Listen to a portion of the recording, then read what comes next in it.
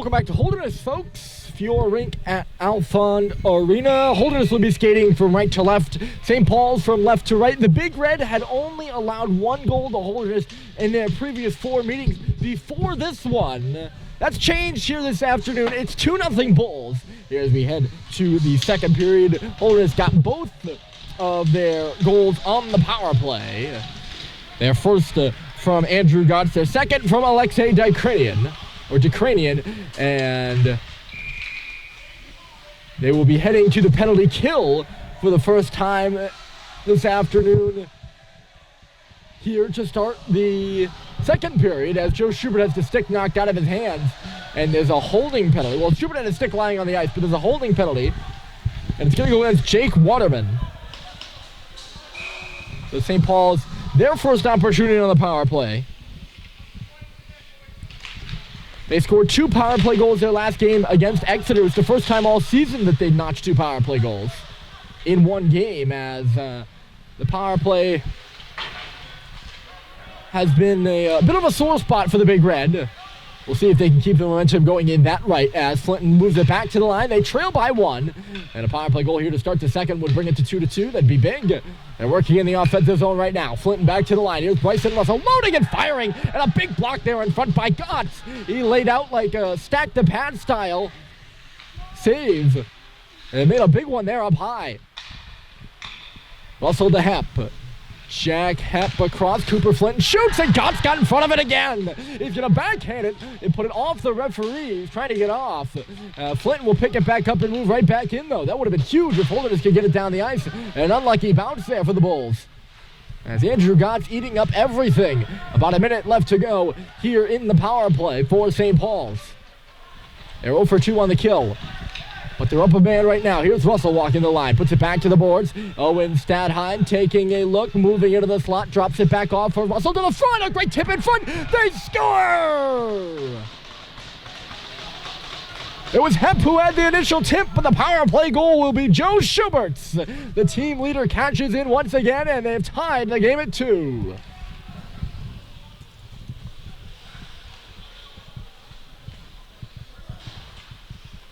An early one here in the second.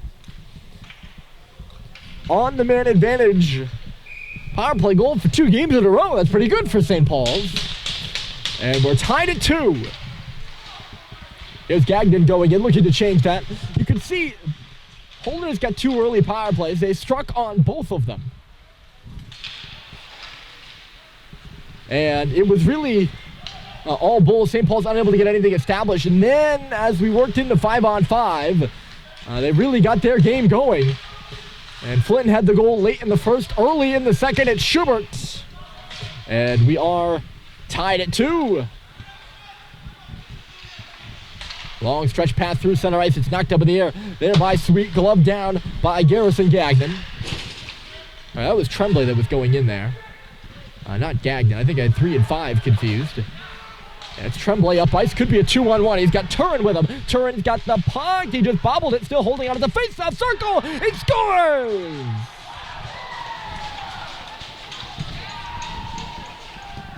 Mateo Turin. Just when you thought that play was over, he rips one glove side and surprises Charlie Murphy. Holderness back on top. It's 3-2. Their first even strength goal of the game. That's Turin's 3rd of the year. New junior out of Quebec, Mateo Turin.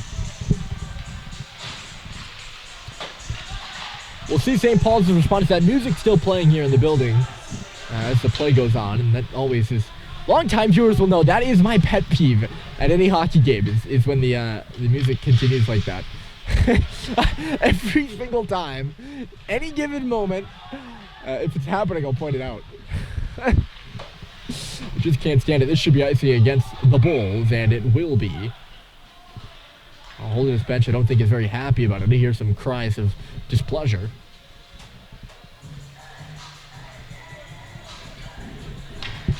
Defending small school runners up in Holderness, looking for their 7th win of the campaign.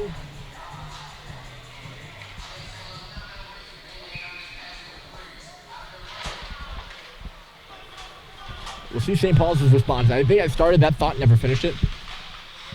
Seeing that they did have to work quite a bit to make this a 2-2 game.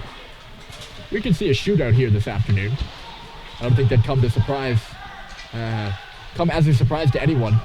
These two teams can score goals. St. Paul's working about 3.2 per game. Back to the front. That puck is loose. Flinton with a shot. It was blocked aside. Here's Schubert off the wall. He sends it right through the middle of the ice. Hep steps in. St. Paul's working to tie this one up again. They had it tied and lost it. Here's Russell at the line. Looking. Puts it in front. That's Flinton spinning and turning. And he put it wide in the near post. He had time to kind of tee that one up, and he took it.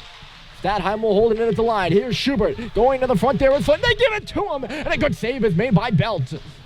That puck going the opposite direction of Jake Sullivan. So Favreau will take it, gain the red line, and move it in deep. Sullivan doing some spinning, but he turned it over.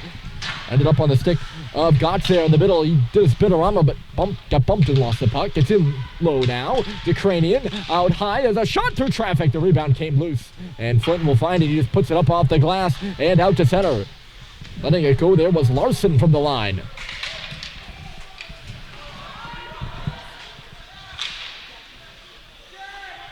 St. Paul's, I think, starting their change right now. Flinton, the only guy left on his unit. Bryson Russell also... Sullivan can't gain the red line there by himself. St. Paul still scrambling for that change. Now it's turned back here. Sweet trying to bust in. Oh, and Sweet gets by. And a great stop made by Belt there. Sweet just never could really accelerate away from the back checker.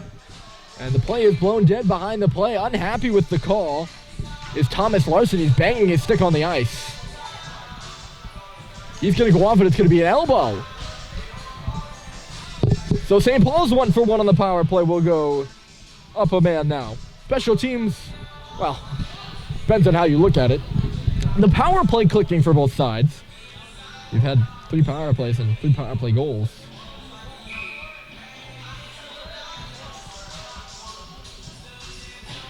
If you're more of a penalty kill defensive kind of guy, you don't really like the way this one's going so far. Here's Hap leaning into a drive. They score! And they're waving it off. The referee down in this corner here is waving it off. Owen Sweet was down on the ice in front of the goal. I guess they're going to say, was he too close to the goaltender? They're going to move the faceoff out to center. St. Paul's thought they'd tie the game.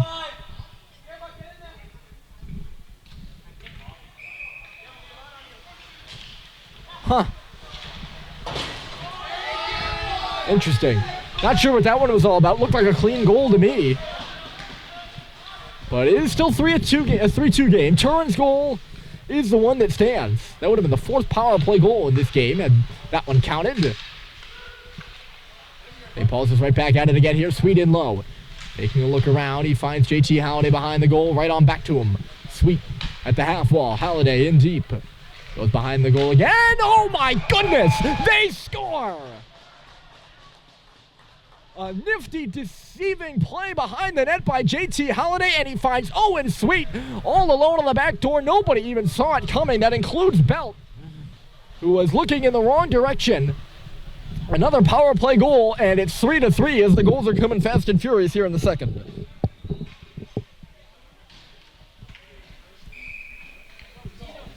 Amazing. It's pretty much the opposite of the first period, with Holderness getting 2 early power plays and 2 early power play goals. St. Paul's has gotten 2 early power play goals here in the second. It's a 3-3 game now. My goodness. What a play there by Halliday. I did not think he had even half the angle to thread that puck to Sweet, and he somehow did it. And good on Owen Sweet, too. He didn't miss the mark on the one-timer. Look out here. Holderness breaking in, and there's a good save there by Murphy. Cooper Belanger was in across the line there. He got behind the St. Paul's defense. Knocked in deep there by Malone. Up the wall, here's Harrison Sweet pinning it there, trying to dig it off the boards. He could not. Got to line it out. Levine with a tap. Here's Sweet trying to make a little move there at the line. He's all caught up. Giving him some trouble there was Favreau. Ukrainian nearly took it away from Frechette, but instead it's Harrison Sweet. Tipped that there by Clayton Malone in deep. Belt will stop it. St. Paul's is changing. Roughly under 12 minutes to play here in the second. It's 3-3 between Holderness and St. Paul's. Two Lakes region opponents that will meet later in the season as well. Bump from behind there is Schubert. No penalty on that one. Knocking him down there with Carter Rose. It's in the middle for Flinton. Also right into the glove of Aiden Belt. Everything kind of happened so quick to start the second period. Didn't get you updated on the shots. St. Paul's had the shot advantage 13-10 in that first period. Again, Holderness started off with the advantage, and St. Paul's worked themselves right back.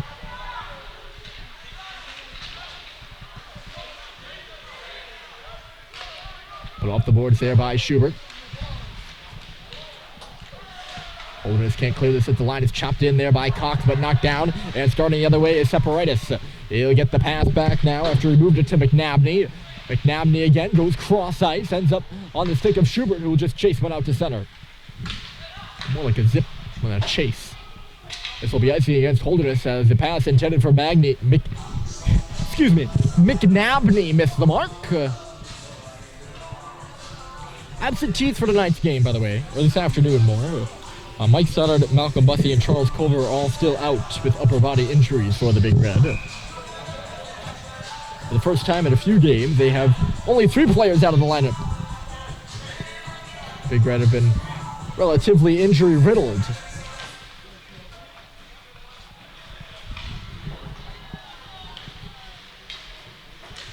Owen Sweet off the face-off there.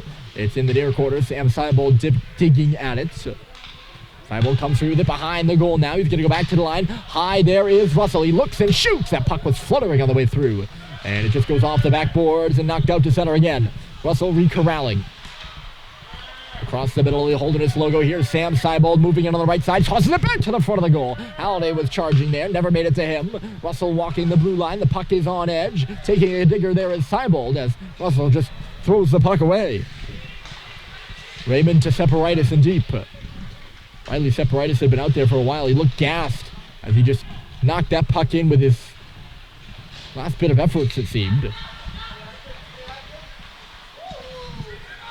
Here's Manning getting going. This guy can move for Holderness. Tim Manning to the goal, and a save is made by Murphy.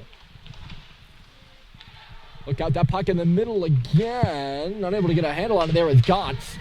And Seibold will connect with Halliday, who sends it in on Belt. St. Paul's scrambling for a change. Holderness will step back with this puck. Under 10 minutes to go here in the second. Tipped by Manning, and Gotts will go in for it. In the quarter, they battle away. Comes back to the line. There was a shot coming through. Atkins Dwyer let it go. Back to the front of the goal from the far side. The defense stepping in with shots there from Holderness. Or for Holderness, I should say. Bouncing in front, the captain Manning couldn't get a piece of it. Another one up and out of play here.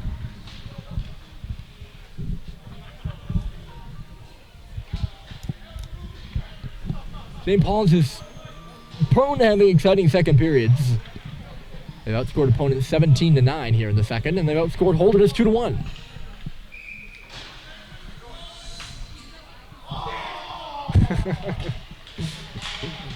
They're about to start playing Fireflies here in the building, and the small group of Holderness students in attendance were pretty excited about that.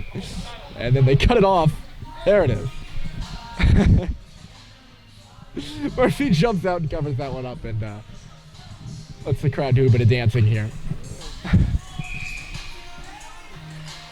Face off to the right of Murphy. It's won by Holderness. That backhander just out of the reaching glove there by Levine. That was Rose who tossed it through traffic. Smooth little move there by Colin Richard, and he'll lead Clayton Malone on the left side.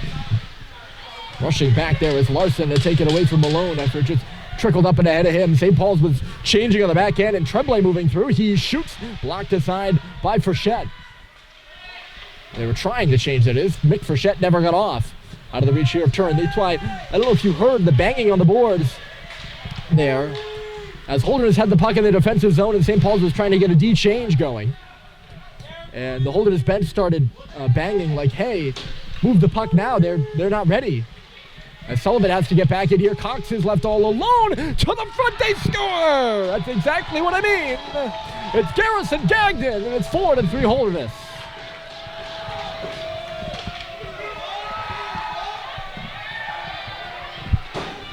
There you go.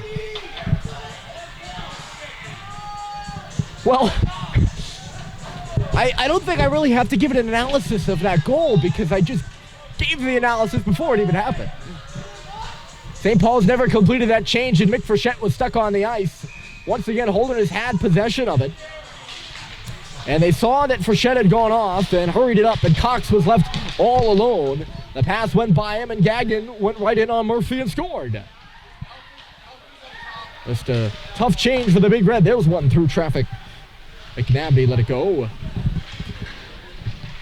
Holderness a much better second period than the end of that first, I would say.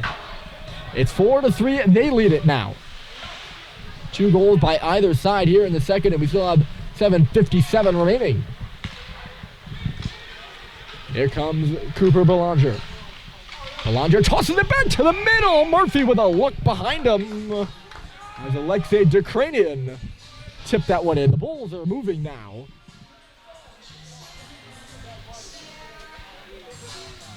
Murphy absorbs it. Holderness with 2 even strength goals, 2 power play goals now. The sun beginning to set. Just outside, which means it's going to get much colder in here.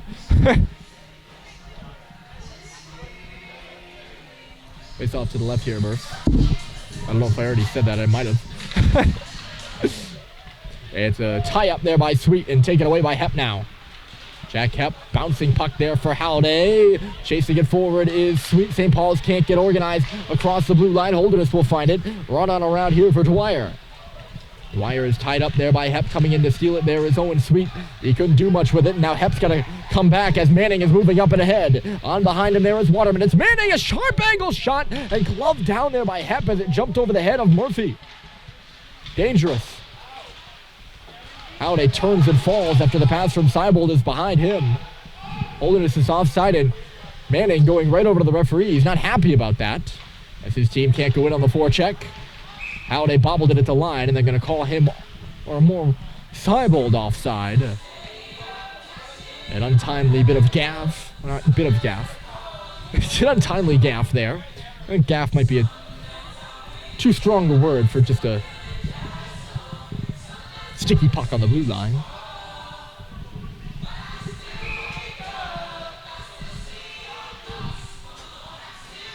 Crowd over here is jamming out. Their Bulls lead 4-3. And Mateo Turin can't split the middle there. Or Frechette out at center. That puck bouncing again. He'll come in onside. Drops it off for Malone. Malone trying to power his way through. Now Frechette at the goal line. Fancy little move there. He gets taken out of the play. It's loose on the half wall, and Turin will find it. He cuts back, but it's held by Sweet, and jousting, or tossing more like, in that corner are Malone and Larson. Larson ends up with his helmet off, and I think there's only one penalty door opening. Both players were involved in that tussle in the corner, and only Clayton Malone is going off right now.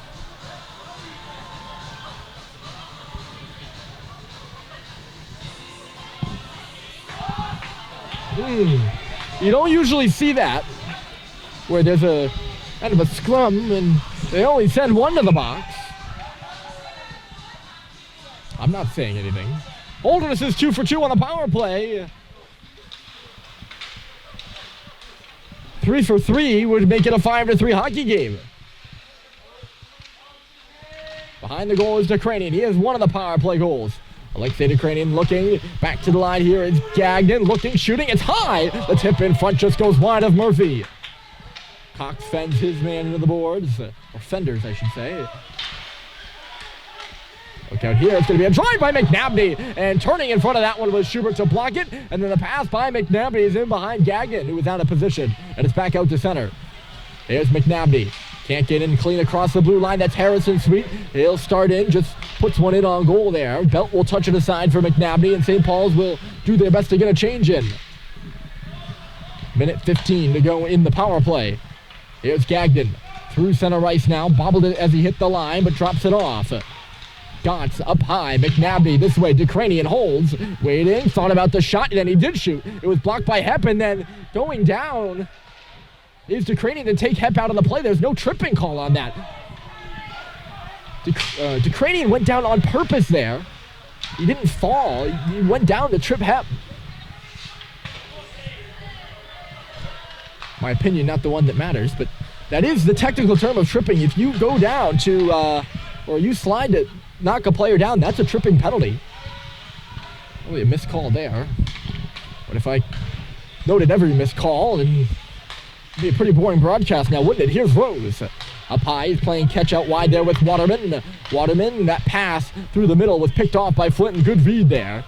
Tremblay couldn't sneak it through Flinton, and it's all the way down the ice.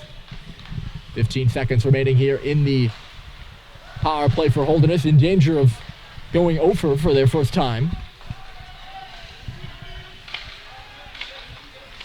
You can hear Murphy's stick taps, and the power play officially over. Here's Turin through traffic. It goes off the wall. Back to 5-on-5 now. It's Waterman working up to the wall. Holderness maintains possession in the offensive zone, but a nice little move there by Russell should start the big run away, and it will. Seibold is hustling up that left side. Halliday trying to join him. Seibold to the front of the goal, and he just missed wide there. Halliday meets the rebound, puts it back in for Seibold, and backdoor! There was Sweet, but the goaltender Belt saw it coming, and Sweet had to go down to one knee and just shut it up and off the glass.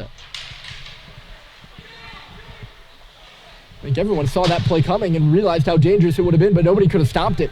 And if Sweet did get a piece of it, one probably would have been in the back of the net. He just didn't get a good stick on that one. At center ice twisting there is Tremblay. He'll come in. Holden is changing though. And of course the bench in the offensive zone for the Bulls, so that's an offside. 3:50 remaining here in the second. It's 4-3 Bulls. The difference maker right now is Garrison Gagnon. He's a D who had that goal. It's his first of the season, by the way. Richard filling in at center here for Harrison Sweet, who was out shorthanded on that shift. St. Paul's his first kill of the game. Our first kill at all, I think, in this one. No, Holderness had a kill earlier. They're offside again here.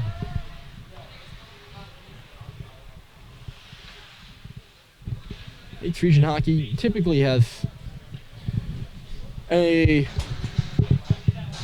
how do I put this properly, an increased emphasis on special teams.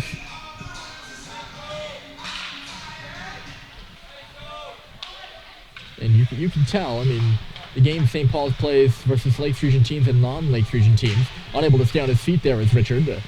He'll cut back with the puck here. Still having a look around. He's knocked down at center, but getting the puck deep, or maybe not. Malone was trying to get it deep. He shot it off the body. You can see in the game St. Paul's plays against Lakes Region opponents and non-Lakes Region opponents, the special teams and penalties in particular certainly come into play. It's more of a focus point on penalties. More of them are taken. Offside there was Separitis. Just jumped the gun. Moved up and ahead here by Sullivan. To the middle is Frechette. He tried to hit, looked like Schubert there coming off the bench. Couldn't find him. St. Paul's changing as Carter Rose has it. The long stretch pass through center ice. It misses DeCranian, and he can't win the race either. Icing against the Bulls. It is 4-3, right? I'm sure you just saw my head maybe jut out, right? I still have to lead over to look at the clock. St. Paul's completes their change, and they're trying to get a formation set up here off the face-off.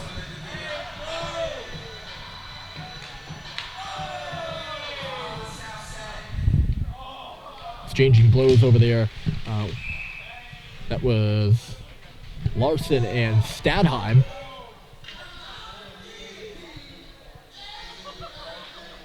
And I think Larson's going to get a penalty. I know they were kind of, doing the typical, I'll hit your stick, you hit my stick kind of thing over on that far wall. But once the puck was dropped, Larson must have laid his elbow into Stadheim.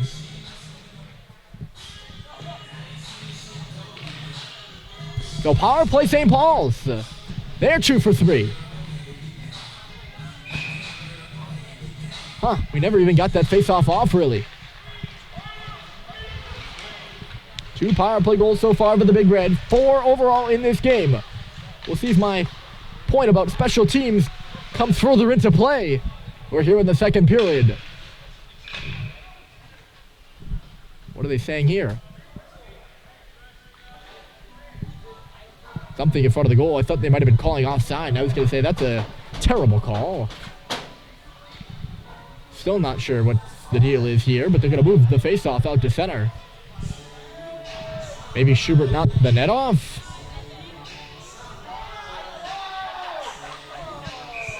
It's been that kind of a game where we've had some stoppages. And that's because of the penalties, but the stoppages have... Oh, jeez, that is behind Belt. That puck... Belt wasn't sure where it was. I thought I saw it between his legs, maybe. Ooh. Thanks, his posts. Post gods maybe bailing him out there.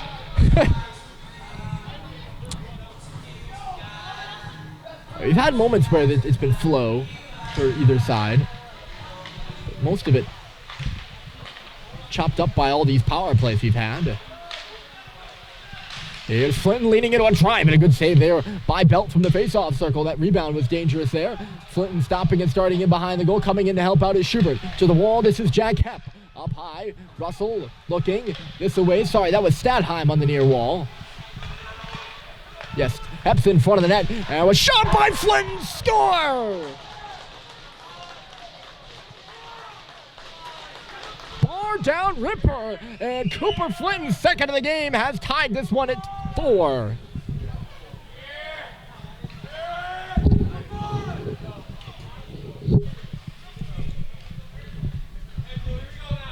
Quite a shot there from number 22 in white. By the way, interesting to note, second elbowing penalty of the game there for Larson. Elbowing not the most common penalty either.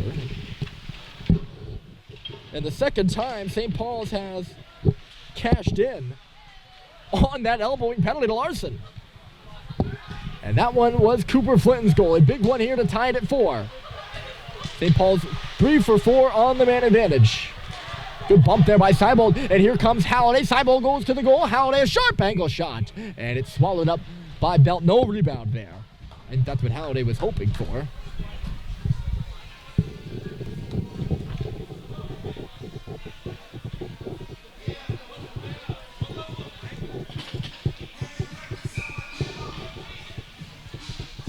That's Flinton's on the power play. Just gonna knock that one down. An eventful second period here on the score sheet, that's for sure. St. Paul's has scored 3. Holderness has scored 2. One of them there is Mateo Turin, who is up ahead. Could not negate that icing. Alfond Arena, Fiore Rink is the site of this afternoon's matchup. 67 seconds left to go here in the frame.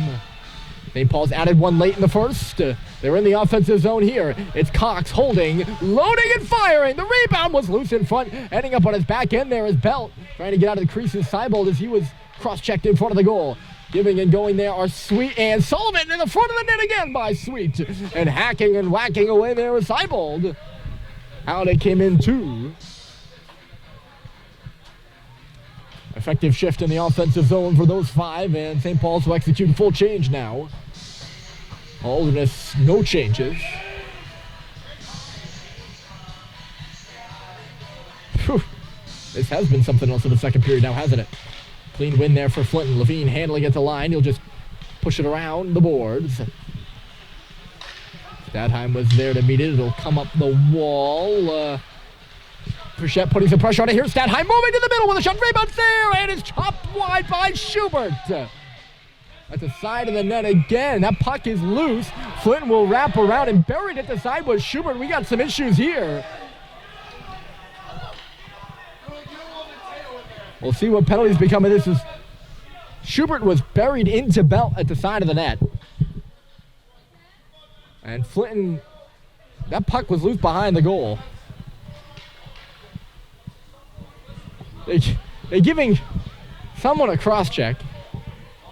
And I would think that cross-checking penalty would be to the Holderness player, Thomas Denis. And Schubert would get a rough of some sort. There's no way Schubert could cross-check while he was down, although he got up with ferocity, that's for sure. We've had power plays on either side, but one thing we haven't had is a 4-on-4.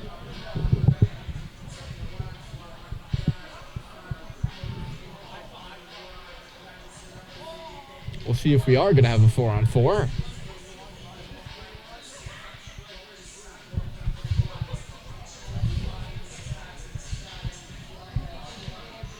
How is Flinton going off? He was out of the pile. I don't know, 2 players going off for either team now. With Flinton added to the box for St. Paul's. Turin out of the box for Holderness.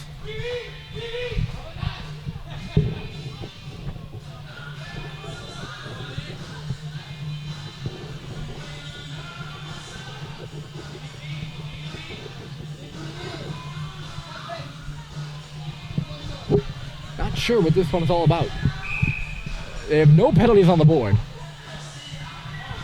So maybe Flinton is the extra guy and Turin the same. They're both in there for Schubert and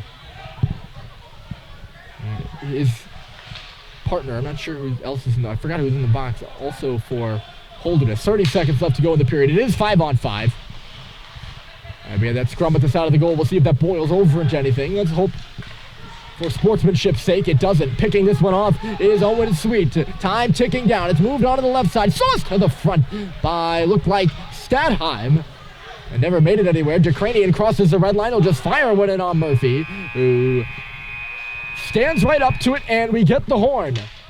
So an eventful second period. It's 4-4 here between Holderness and St. Paul's. If the third period is anything as eventful, it'll be pretty entertaining, and I recommend you stick around as it is coming up next.